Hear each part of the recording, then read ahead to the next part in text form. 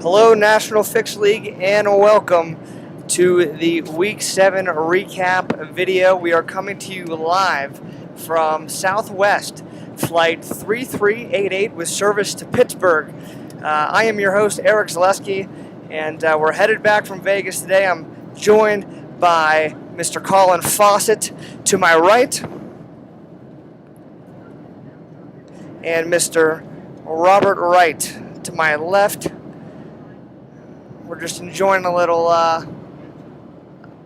fellowship here on the plane. We are off and running out of Las Vegas, Nevada, and we figured what better way than to jump in here with a little fantasy football talk. So, one note before we get started: you see me awkwardly holding this white headphone up to my mouth. That's because this is the microphone. It's the only way we could get clean and clear audio. So whenever somebody talks, I'm going to have to pass this off. Also, you could see I had a hard time getting all three of us in the same picture. So when somebody talks, I'm going to turn the camera. But without further ado, let's jump into the week's matchups. And let's first start off here with myself. A heinous performance. It's been a very zigzag season for Fade the Public. A good week followed by a bad week.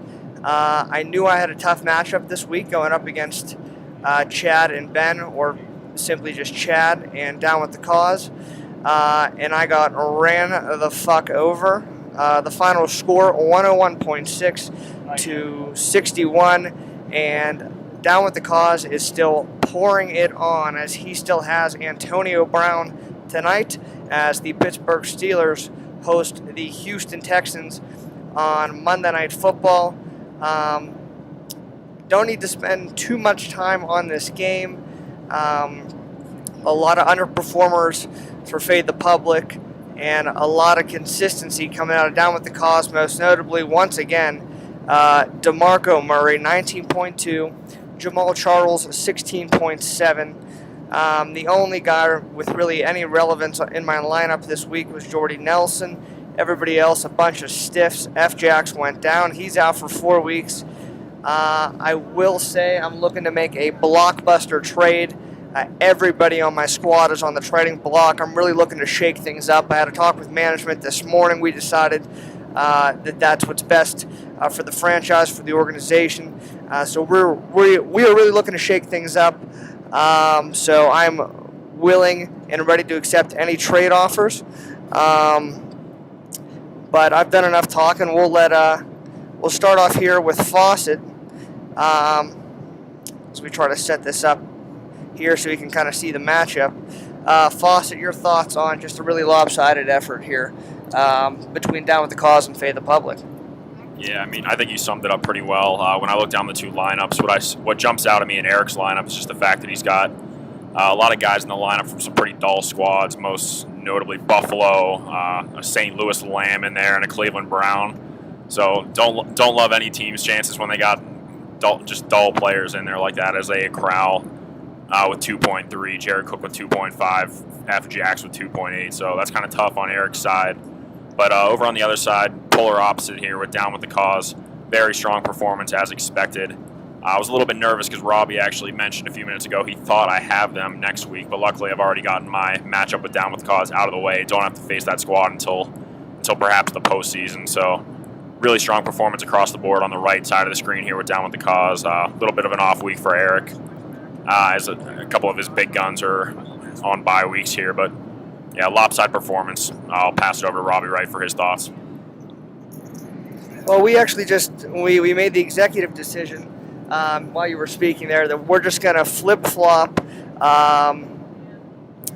each guy here between each matchup just to keep things easy. So that's really all that needs to be said about this matchup. I'll probably even spend too much time talking about it. Flat-out rout by Down with the Cause, who improves to 5-2 on the season, and Fade the Public drops to 4-3. Still happy with the winning record there, but we're going to need to look to rebound next week. So now let's move on to the next matchup here, as the Wi-Fi on the plane is a little bit slow. Paid $8 for it. Thought I was going to get a little bit more quality.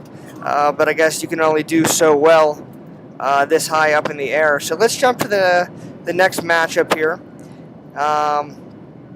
which on my screen is It's Only Smells versus Tesla Motors.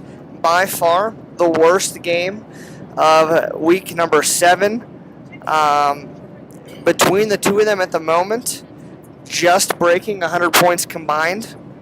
They each have one guy left to play. But the current score is It's Only Smells 57 to Tesla Motors 44.8. This actually has my nomination for maybe the worst game of the season. This is terrible. Looking at it tonight, the Lassonde brothers, they have Andre Johnson going, and Tesla Motors has Heath Miller. So you've got to like It's Only Smells to finish this game out and get themselves to a winning record. But you never know. Weird things happen on Monday Night Football. For Tesla Motors, if you're looking at what went wrong for this squad, a lot. And it starts at the top with Kirk Cousins, the Washington Redskin quarterback, 1.6, hosting the Tennessee Titans. That is very ugly. 3.4 out of Benjamin Tate, 2.1 out of Larry Fitzgerald, 1.6 out of Gio Bernard, 2 out of the Patriots D, and a remarkable goose egg out of the Atlanta kicker, Matt Bryant. So just an ugly week up and down the lineup. The one bright spot was Shane Vereen with 23.4. Moving over to It's Only Smells. A lot of mediocre performances up and down this lineup. The nicest day probably it appears it was out of the most recently required Justin Forsett in a deal that moved Forsett and Macklin to It's Only Smells for Demarius Thomas. And who was the other guy in that deal? And Reggie Bush. And Reggie Bush to Robbie Wright's Money Manziel's. And it was highly debatable. The trade, I thought Robbie Wright absolutely trade raped him, as seen by Demarius Thomas's big night on Sunday Night Football last night. Can I just get a water, please? Water, please, as well. Robbie Wright treating himself to an alcoholic beverage here as I'll kill a little bit of time as he finishes up the transaction. A questionable move from It's Only Smells to not start Drew Brees. They opted to start Joe Flacco over Brees. About a 7-point difference there in favor of Brees, so that was questionable. But in all likelihood, it looks like It's Only Smells is going to improve to 4-3, and Tesla Motors, we talked about it last week, the championship odds, and it looks like they're going to get even higher now as he drops to 1-6. I'm going to turn it over to Robbie Wright, fresh off the order of an alcoholic beverage. Robbie, your thoughts on what is just a terrible, terrible, terrible matchup? Thank you, Eric. Yeah, looking at It's Only Smells.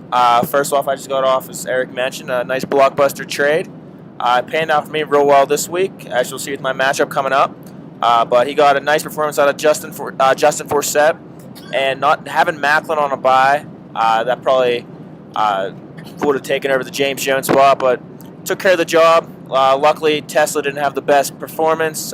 Johnny's just been having some bad luck all season. All in all, It's Only Smells. That's a big win for them. They're still in the playoff race. Tesla Motors might be potentially looking to purchase that trophy this year. But hopefully Johnny figures it out. And thank you. And I'm pretty excited for my Jack and Coke to get here. Yes, I mean, you mentioned it. Johnny Zaleski, a kid that is just known to run train on fantasy leagues. He struggled this year. He's in all likelihood going to be sitting in last place here, or staying there in the basement, unless Heath Miller gets him on the board with some big points tonight. So we'll have to see that matchup coming down to Monday Night Football. So at this time, let's jump over to Cologne's matchup versus Billy Z's Pump Up the Volume. This matchup went exactly how you would expect that it would go. It was all Team Cologne. The current score is 106.8 to 69.7. However, still a few players left to play here. For Team Cologne, Le'Veon Bell, who's just been an absolute beast. And I know that you're waiting for him just to get in the end zone a little bit more. That's really been the only part of his game that we've been able to criticize. For Billy Z on the other side of the page here, he has Arian Foster and the Texans D still to go. But really just a lot of ground he's going to have to make up here and not enough time to likely do it. So Fawcett, who came into the week tied for first place, looks like he's going to get another win. At this time, I'm going to turn it over to Colin and let him talk about his matchup a little bit here, but he's rolling right now, and I know he's excited about it. Yeah, I do feel pretty good about my team. I felt a lot better towards the beginning of the year, back when I had mainly Rashad Jennings in my lineup. It kind of hurts to lose him, but I'm actually kind of glad. I lost Victor Cruz last week, and I was never real high on him, so kind of glad that he's out of the picture for the rest of the year. It makes the decision-making a little bit easier on me. But looking at my lineup, one thing I will say, I was a little bit tough on Eric for starting a couple guys from some pretty bad teams. Meanwhile, I've got a Jacksonville Jaguar and an Oakland Raider starting in my lineup. So, people in glass houses shouldn't be throwing stones, and that's what I'm doing here on this flight. But looking at pump up the volume, kind of a tough week here. 0.9 out of Alshon Jeffrey, that hurts. Jason Witten with 2.7 in a pretty good win for the Cowboys. Yeah, still not 100% out of it with Arian Foster and the Texans D still yet to play, but not looking good for him, and feels good to get the win against Billy Z and keep rolling this year. Alrighty, so with the win, Team Cologne will improve to 6-1 on the season and pump up the volume. He was coming off a big win last week. He drops another one. He will go down to 2-5 and be joining his nephew Johnny Zaleski in the basement. And at this time, let's jump up. Let's do Robbie. Let's break down your matchup here. And it was a very tight matchup. A game against 3 Jackson short of the Jackson 5. And it really came down to the wire. I know that there were some implications in Sunday Night Football last night, primarily the likes of Demaryius Thomas, who went out and he did what Demaryius Thomas does. He got the job done. Looking at it here, 29.1 out of the big D last night. And all the players have played in both of these lineups, so it is official. The Money Manziels will get their 6th win of the season as well. So I'm just sandwiched between currently the number 1 and 2 spots of the National Fixed League. However, I did not fail to remind them that I'm the reigning champion. So I should be in the middle here. I've gotten the job done, and these two are still aspiring to do so, and only one can. But at this time, I'll turn the matchup over to Robbie. Robbie, another big win for you here, buddy. You just eked this one out against McLaughlin and Barlick. Your analysis of this matchup. Yeah, thank you again, Eric. All in all, was not my best performance. Jay Cutler, I expected a lot more out of you, buddy. Same with you, Marshawn Lynch. I usually do for a touchdown. Frank Gore's he's been hit or miss. He was real hot the first few weeks, but last 2 weeks he's been pretty pitiful. Mike Wallace, he's been getting the end zone almost weekly. Demaryius Thomas, Lasan brothers. Thanks, guys. You guys deserve an assist on that W, because without you guys, I did not pull this off. Pat on the back, gentlemen. Pat on the back. I was in Caesar's Palace last night. A little nervous, wasn't feeling too confident. Really wanted to just smash McLaughlin's team so bad. And ugly win, but a win's a win. The worst decision I made was starting Jimmy Graham. I consulted the boys earlier in the morning, saying who I go with, Graham or Davis. I don't know if they knew something I didn't, but 0 points out of Jimmy Graham, not a sentence you ever say again. The fix might have been in on that one. It might have been in, but McLaughlin's team, Andrew Luck once again, another strong week. Running back situation now. Bishop Sankey and Steven Jackson's as your starters. That's it's pretty ugly. Not having Calvin, though, that really hurt him, too. If he has Calvin in the lineup, probably a different outcome. It was kind of nice knowing that you never know with Goskowski. He's usually good for about 15 points. So it was nice getting him and Gronk out of the way on Thursday to see how it ended. But looking at the bench, I left the Dolphins D on the bench. That was probably my worst decision. Vernon Davis really didn't do too much. It didn't hurt with the Jimmy Graham start. But improved to 6-1. Another ugly win. It's been a lot of luck, not going to lie, to where I am right now. But I do like my team a lot when they're fully healthy, and looking to keep the momentum going. Alrighty, so with the win, the Money Man Zales improved to 6-1, and 3 Jacksons short of the Jackson 5 will drop to 2-5. And for them, it really seems to be the same song and dance every single week. We talk about how they got a nice quarterback in Andrew Luck. They're heavy at the wide receiver position, but running backs continue to hurt the McLaughlin and Barlick squad. Surprised we haven't seen any feelers out there for them to make a deal as we are approaching the halfway point in the league, myself included. And I'm not sure when the trade deadline is. I'll have to look into that. It is set by ESPN, but it has to be coming up here relatively soon. So some of those teams that are sitting kind of on the cusp of a playoff spot on the bubble, wouldn't be a bad idea to start looking to move some parts and improve your team while you still can. Moving on to the 5th matchup here. I'm in for little Ritz Bits cheese crackers.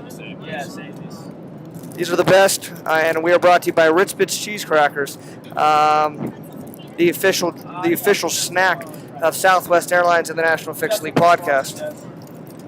And we have some additional sponsors today. Thank you very much. So Southwest Pretzels, just because we like you, and they are really loading us up. That's plenty. Thank you. And look, let's show them all. Look.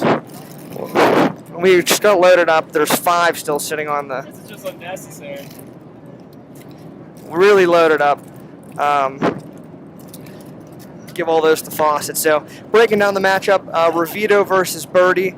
And all the players have played, so congratulations to Patrick Kane and Austin Ravito getting a big victory, a much-needed victory. You know what? That's a good point by Robbie. I don't know if you guys could hear him or not because this mic was moved away, but he called this a rivalry week, and it is. There was a little tension early in the season over a trade. I know just from inside talks with Austin Ravito that this game meant a lot to him. An interesting maneuver as Austin Ravito pulls a rod and does not start a defense. At least I didn't get the text midway through. Oh, here we go. Good call. So I see what he did. He had the Steelers D in,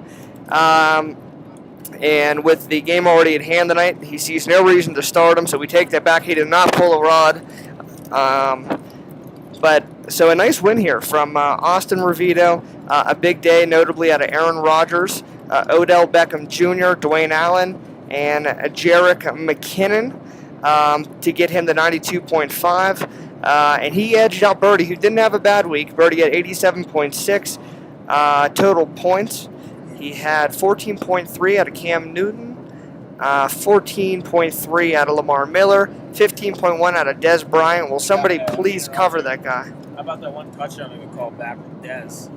Oh, that's right. Yeah, touchdown. He makes a good point, Robbie. A touchdown did get called back from Dez in yesterday's game. They marked him down at the 1, and that might have been the difference for Birdie. So a very good, nice comment there by Robbie. We appreciate the input. A lot of points here on both benches. Notably 23 out of Eli Manning on the bench for Birdie, which would have been a 9-point upgrade and given him the win this week. But same could be said even over on the right side here for Patrick Kane, who left Kendall right on the bench for 12.8 and started Brandon Cooks, who had 2.3. So usually, no matter how you look at it, you can throw somebody in the lineup that could change the outcome of the week. But all in all, a good, solid matchup here. I'll turn it over to Mr. Fawcett here, who is just crushing some Ritz Bits cheese crackers for some further analysis. Yeah, I mean, not much more input from me on this matchup. What I will say is I'll be interested to see if this big win in a rivalry kind of lights a fire under Ravito's belly and gets him inspired to sort of become more engaged in the league, put in maybe a little bit better effort in the podcast. I know he's been kind of down on himself and down on football in general, so hopefully this is the inspiration Ravito needed to get back in the league and perhaps make a push for the playoffs. And I think that's well said. We were talking about it a little bit. People upset with Ravito's lack of enthusiasm during the podcasts. And that's something that we're going to sit down. We're going to have a talk with. If he's disinterested in the league, we have plenty of people out there who would love to be in the position. It's a hot job opening potentially, and so it's something that Ravito at the end of the day really is going to have to look himself in the mirror and decide if this is something he wants to continue to do. Because emotionally and physically, really, now that I'm thinking about it, the majority of the last few podcasts just really hasn't looked good, has looked ill almost. So we hope he's okay actually. But nonetheless, a nice win for Austin himself. He's going to improve to 3-4. He's ending the 4-game losing streak. The nightmare is over. He defeats Birdie, who is now going to drop 3 straight, and he will go down to 2-5 on the season. But a solid matchup there for the rivalry week. And now on to the final matchup. And I know we haven't analyzed Rod's matchup yet, so we know that's coming. And another good matchup here to end the recaps. Jerry Slambutsky, Rod Kern versus Ladies and Gentlemen, Robbie Cicchino. And Rod Kern is going to eke this one out by 3 points. A final score of 87.4 to 84.4. And a little bit of an upset here from Rod, as Ladies and Gentlemen, they've been a proven commodity in this league to this point. He came in with a 4-2 record and a 3-game win streak. But a nice win by Jerry Slambutsky. They grinded this one out with a couple nice performances out of Peyton Manning. What else is new? 28.6. Ahmad Bradshaw, 18.8. Andre Ellington was 16. Allen Robinson, his boy, out of Jacksonville, Penn State alum, 12 points. Finally, throwing that stiff in the flex has paid off for him. He did leave... I was going to say he left Darren McFadden on the bench, but everybody started over McFadden outscored him. Douglas Baldwin, 18.3 on the bench. But some nice starts here out of Rod. Adult performance out of Reggie Wayne, 1.5. Eddie Royal, 2. Jordan Cameron, 0.5. Lions D, 2. But with some top-heavy points there, was able to get the job done. Looking over here at Robbie Cicchino's matchup, Forte continues to be a stud. He's continually been heating up since week 3, I believe. Gets another 22.9. Marquise Colston, who's had a pretty quiet year. Not a name you've heard a lot about, 11.1. Stafford was 16.1. My boy T. Rich with 11.8. He could have started Romo, who was on his bench, for 21.7. Would have been a 5-point upgrade and would have given him the lead for the week. Without doing too much analysis on this matchup, I do want to leave a little bit for Robbie to talk about. Robbie, your thoughts on this matchup between Ladies and Gentlemen and Jerry Slambutsky? Yeah, I think it's a big win for Rod. Slambutsky, they needed this win to stay in the playoff push. So I got to tip my hat off to him. I'm hoping also to have another Rod's Weekend Antics on the podcast within the next few weeks. Heard he had another eventful weekend. Like to get him back on the show. The Edelmans, that's a tough break. They will now drop to about 4-3, so we had an upset in the making this week. Seahawks D getting him 1 point. You don't really expect that facing the Rams. That should have been. You would think that'd be a shoo-in, but. Let Eric tell you at breakfast.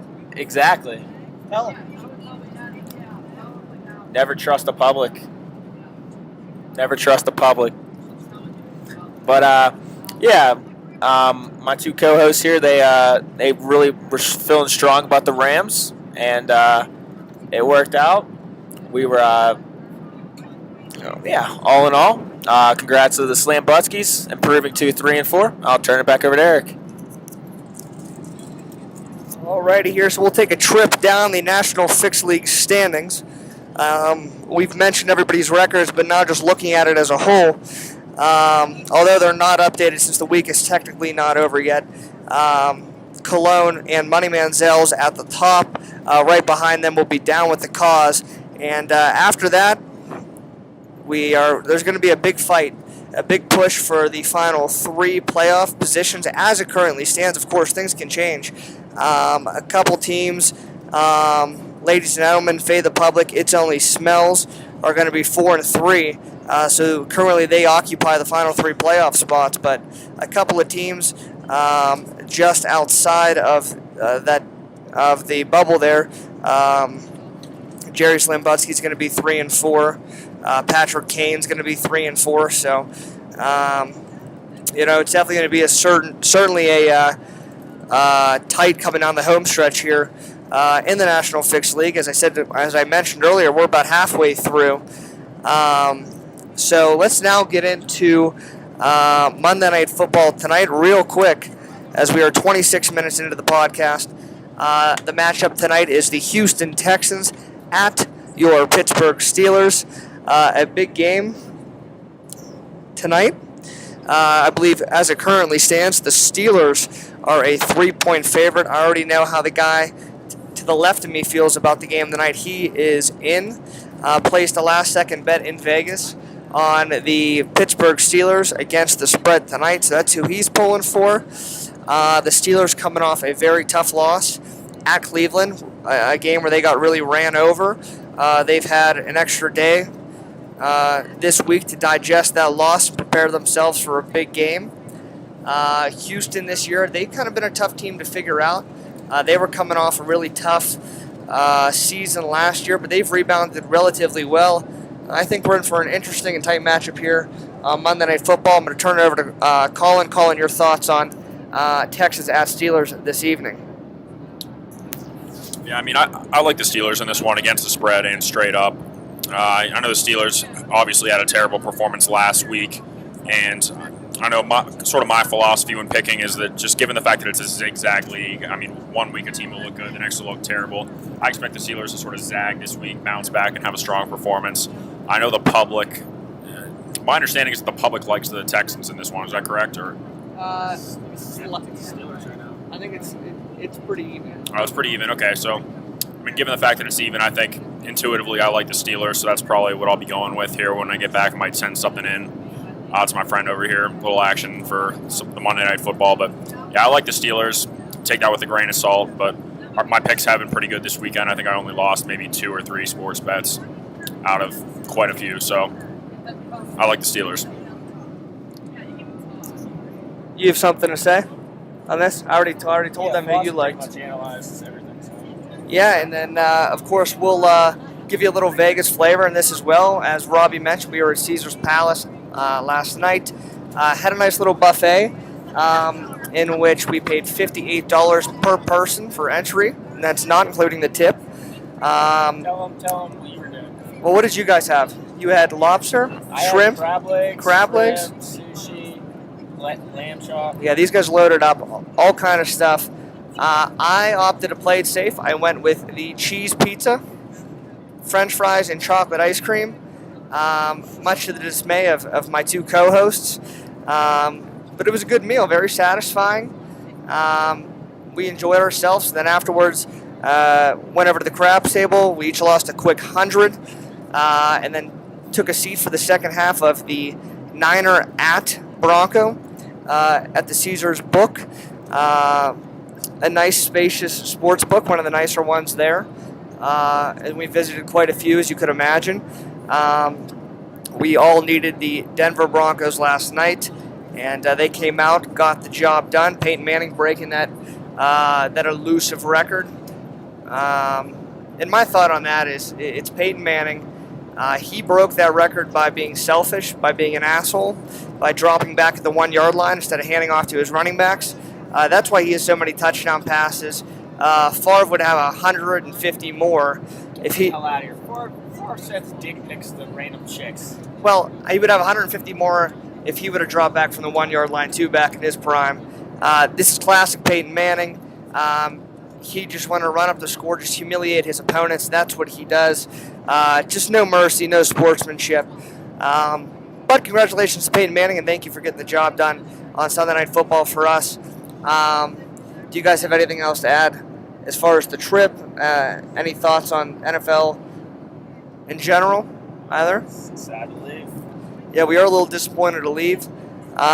Actually, Foss, if you want to open the window, we'll give him an outside little aerial view here while we can. I feel like, maybe not the best view, but we'll give you a little look here in our aircraft, as people have to be wondering what the hell we are doing. So take a little look, as we are high up in the air right now.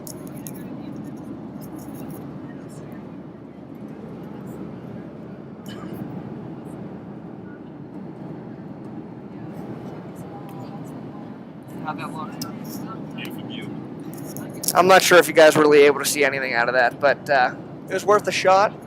I'm also going to raise the laptop up for a quick second over the seat, just so you can see the people behind us, and they're going to see themselves. Steeler jerseys. Actually, our flight's a little rowdy. People were wound up. It's like 11, 12, probably about 11:30, 11:45 a.m. here at Vegas time. But people are amped up. Definitely. Back on to like 2:30. Yeah, definitely a few drugs or something's being passed along on this flight. Take a look behind us right now.